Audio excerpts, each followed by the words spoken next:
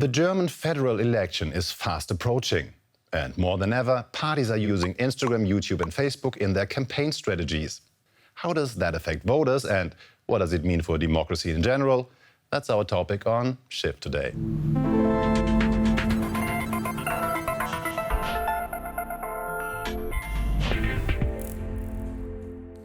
These days, 40% of Germans prefer to check the news online. 10% say they use social media as their primary news source. That's useful for political parties, because on social networks they can be in direct contact with voters, with hardly any restrictions or controls. This has impacted the campaign strategies of German parties, says political scientist Simon Hegelich. These days, parties have teams that look into what content works on social media. And their hope is that this will show them what to include in their campaign. I find that really dangerous because it leads to the parties learning that content which works on social media is good. But actually that kind of content is often polarizing, makes us feel outraged, and hinders proper political discourse. The far-right populist party, the Alternative for Germany, has fewer supporters than the CDU or SPD, but they still manage to outperform their competitors on social media. Why is that? Well, the AfD has been building a strong online community since it was founded in 2013. Using Facebook as a channel to its supporters allows the party to bypass established media outlets and spread its messages directly, many of which are openly racist, nationalist and factually false. Their posts trigger emotions, which leads to engagement, which social network algorithms love. But they are also polarizing. Simon Hegelich says, research from a number of countries shows Facebook has had a negative impact on political discourse. Different studies show that Facebook and its algorithm promote radical political views and polarization in society. And it's not just the far-right populist party AfD doing this. Far-right extremists are as well. They use stylized posts on Instagram to lure new recruits. We talked to a woman who used to be active in the right-wing scene about how this works. Lisa used to be a far-right YouTube star in Germany. For months, she posted content defaming Muslims, migrants and the government. Die unkontrollierte Masseneinwanderung spaltet unser Land seit 2015. Heimat geht verloren. Hundreds of thousands of people watched her videos. It's all about stoking fears and manipulating someone so that they'll believe anything and do anything. Lisa has since then left the right-wing scene.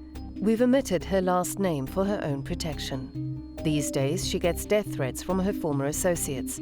Nonetheless, she's speaking out about how extremists use social media to win over young people. The first steps look innocuous. Right-wing extremists post pretty pictures on platforms like Instagram. You rarely see images of shaved heads, bomber jackets or army boots anymore. Instead, the pictures are supposed to transmit values or ideals. Things like tradition, nature, and community. It looks apolitical and innocent, but here, looks are deceiving. In this instance, social media accelerate the radicalization process because at first glance, the posts seem innocent and don't come across as threatening. That's the biggest problem, that you don't suspect the right-wing worldviews behind this content. Thus, right-wing extremists can be in direct contact with the mass public on social media, where there are few controls. Their cleverly designed content pushes their racist and nationalist worldviews. Its purpose is to lower the hurdle for joining a right-wing group. This manipulative method of recruiting is actually taught in seminars on influencing, organized by far-right groups such as the Identitarian Movement or the youth group of the populist AfD party. Lisa tells us that she attended one of these seminars. It was about how you present yourself online. What clothes should you wear? How do you come across as serious? The new right has smart haircuts and wears polo shirts. They're well educated, want to start families, don't drink alcohol and don't go to right-wing parties. There's been a 180-degree turn, and this gets taught. Experts say the far-right's subtle use of social media is proving effective. Thanks also to algorithms and echo chambers, the ideology is taking off online. These days, if you're campaigning, you need to be on Instagram. Almost 90% of the Bundestag's members have an account. The platform is becoming more and more popular in Germany, with more users checking it every day than Facebook. Instagram gives politicians a chance to present themselves as they want to be seen while spreading their political messages. The reach and visibility of a post, so where it is in my feed or whether it gets suggested in the Explore or Discovery tabs, is determined by algorithms. But no one knows exactly how these algorithms decide what to show people. What we do know is that algorithms are supposed to push content that triggers engagement. So when we or our contacts like something, we're likely to be shown similar posts. There's no problem if we're talking about alpaca videos, but with political posts, this can lead to filter bubbles. One question is whether Instagram algorithms favor particular political parties, issues, and politicians. I took part in a research project to find out. For me, Instagram is a politics-free zone. But for politicians, it's an important tool, especially for reaching younger voters. Angela Merkel has 1.8 million followers, so a pretty large reach. But for a post to appear on a feed, it first needs to be selected by algorithms. To better understand how these work, the non-profit Algorithm Watch and newspaper Süddeutsche Zeitung launched Wahlfilter or Election Filter. They were looking for data donors. It sounded interesting to me. That's why I decided to participate in the project. All I had to do was follow 3 specified politicians and install a plugin. This allowed Algorithm Watch to track which political posts were suggested to me.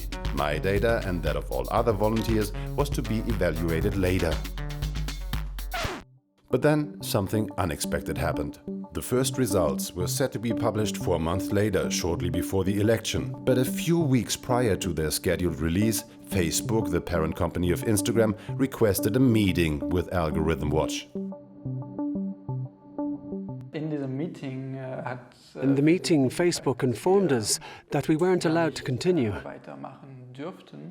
Sadly, that meant that we had to end the project. Nicolas Kaiser-Brill is a data journalist at Algorithm Watch. He told us Facebook indirectly threatened to start a lawsuit. Reason enough for the small non-profit to stop the project. They couldn't risk a legal battle with such a powerful company. Facebook argued that Wahlfilter doesn't comply with their terms of use and GDPR and that it gathers data without users' consent. Unser Projekt war ziemlich einfach. Our project was pretty simple. When a user installed the plugin, they had to confirm that they had understood it. I don't see how our tool didn't have users' consent. Facebook has made things hard for researchers before. New York University's Ad Observatory was denied access to data in August. Yet we keep seeing things that show that we need to better understand these algorithms. Im Mai dieses Jahres gab es in Kolumbien. In May, there were demonstrations in Colombia. Protesters noticed that their Instagram posts had been deleted. A few days later, Facebook and Instagram said that there had been a bug, and that was how the posts got deleted. Maybe there really was a bug. Or maybe Facebook deleted the posts because they didn't want pictures of demonstrations on Instagram. This is just one example among thousands.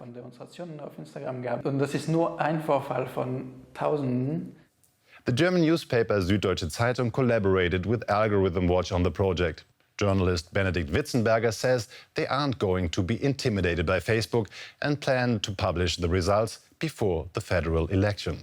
I can sort of understand why Facebook doesn't want to disclose how its algorithm works, because some people could misuse that information to push their content. On the other hand, and this is exactly the problem, the algorithm has a huge influence over what we see, over what content gets presented to us on social media.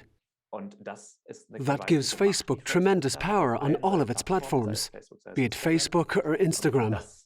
And we think we, as a civil society, should be able to keep an eye on this. Users expect social networks to take action against disinformation, but this remains a problem. 63% of participants in a German study said they often see false content. We spoke to Felix Karte from Reset about this. The initiative is working to reset digital media. The potential threat from disinformation is definitely higher in this election because the election campaigns are more digital than in the past. In Germany, both foreign and domestic actors are spreading disinformation. The Russian state and Russian state media are active in this, as is the AfD and the AfD ecosystem. We have seen false information, such as that the Green Party wants to ban pets or driving. There's also a lot of disinformation on voting by mail, particularly by the far right. This is dangerous because it could lead to Germans not trusting the election's results. We saw what can happen when people don't trust election results last January in the US. We had an election that was stolen from us. With the storming of the Capitol. According to Felix Karte, disinformation is often used as a tool to fuel hate. The biggest digital threats to democracy in Germany, in my opinion, are hate campaigns. These target women or people with a migrant background in particular. This leads to entire groups withdrawing from the public discourse, and that's a huge threat to democracy. I think that if someone is so afraid of backlash that they decide to stop posting on social media, then the platforms need to do more to create safe spaces. What are your thoughts? Do you think algorithms should be deciding which posts we see? Should there be more content control? And what do you do to avoid echo chambers? Write to us and let us know whether you see a lot of political posts and what the situation is like in your country. I look forward to hearing from you. That's all from me for now. Until next time, bye.